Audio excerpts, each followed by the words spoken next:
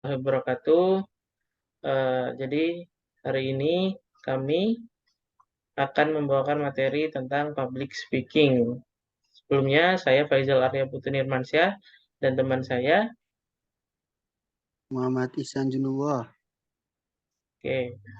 Jadi yang pertama, apa itu public speaking? Public speaking adalah proses komunikasi yang dilakukan di depan umum atau kelompok orang dengan tata cara atau urutan yang dilakukan secara runtut. Kemampuan public speaking bisa digunakan untuk menyampaikan suatu presentasi atau pidato dengan tema tertentu.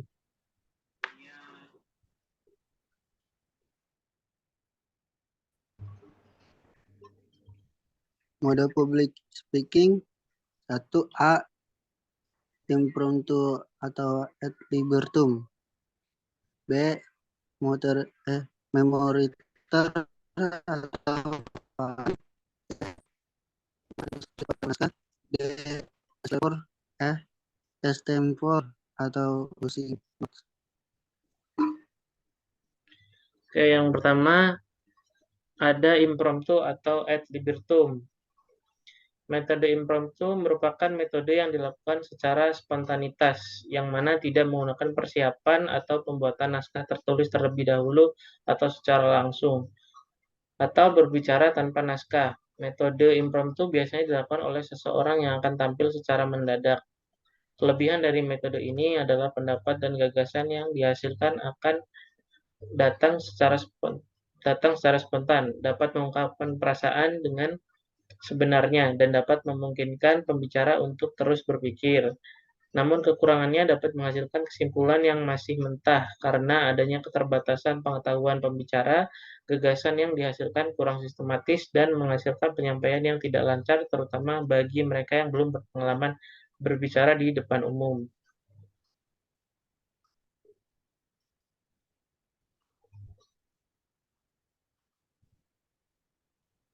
Manuskrip atau naskah. Metode manuskrip ini adalah kebalikan dari metode impromptu di atas. Metode manuskrip atau naskah merupakan metode yang dilakukan dengan cara membaca naskah yang sudah disiapkan. Biasanya metode ini digunakan oleh pejabat negara atau bagi mereka yang memberi sambutan di acara resmi atau formal. Metode ini dilakukan untuk menghindari terjadinya kesalahan karena setiap kata yang diucapkan dalam acara resmi atau formal akan menjadi figur oleh masyarakat luas dan dikutip oleh media massa. Kelebihan dari metode manuskrip adalah Kelebihan dari metode manuskrip atau naskah ini adalah sebelum berbicara di depan umum, kita dapat memilih kata-kata dengan sebaik-baiknya untuk ditulis, menghemat pernyataan, dapat memperlancar dalam berbicara, dapat menghindari dari yang menyimpang, naskah dapat diperbanyak, sedangkan kelemahan dalam metode ini adalah dapat mengurangi interaksi dengan pendengar. Pembicara akan terlihat kaku, persiapan yang dilakukan akan lama, dan tanggapan pendengar akan sukar mempengaruhi pesan.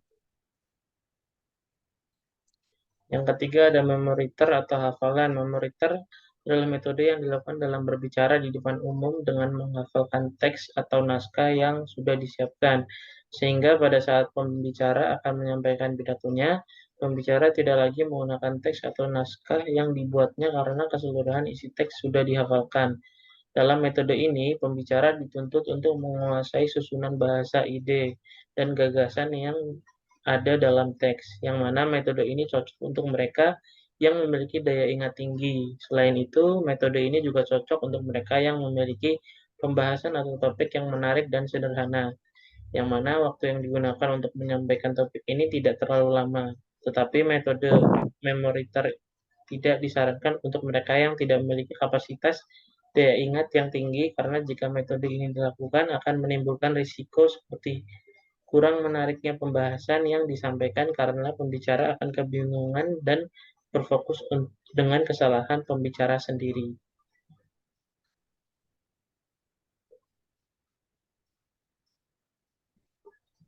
Extempore atau using notes.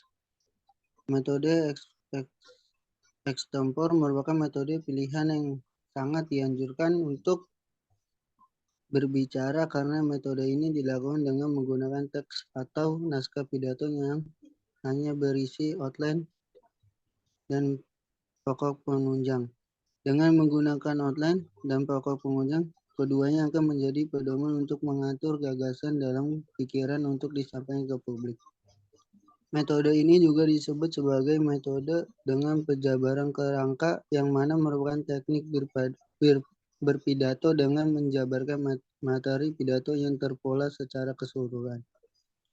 Kelebihan dari metode ini adalah komunikasi yang dihasilkan dengan pendengaran akan lebih baik, pesan atau pembahasan dapat diubah sesuai dengan kebutuhan, penyajian akan lebih sempurna. Sedangkan kelemahan dari metode ini adalah akan menjadi kurang baik jika persiapan yang dibuat terburu-buru. Penggunaan diksi yang kurang menarik, mengurangi kefasihan, dan adanya kemungkinan penyimpangan outline atau ukuran. Nah, berikutnya ada tips meningkatkan kemampuan public speaking. Yang pertama itu adalah membuat outline materi atau membuat garis besar materi. Pembicara bisa mengembangkan tema yang akan disampaikan kepada audiens dari sebuah outline atau garis besar itu. Yang kedua, dengan mengenali audiens. Sangat penting bagi pembicara untuk mengenali siapa audiens yang mereka ketika berbicara di depan umum. Yang ketiga, berlatih secara rutin.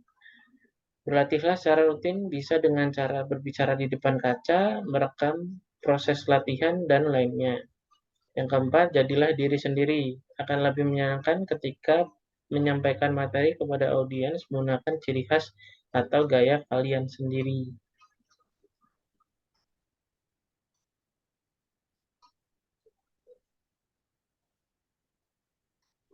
Tahapan untuk menguasai public speaking. 1.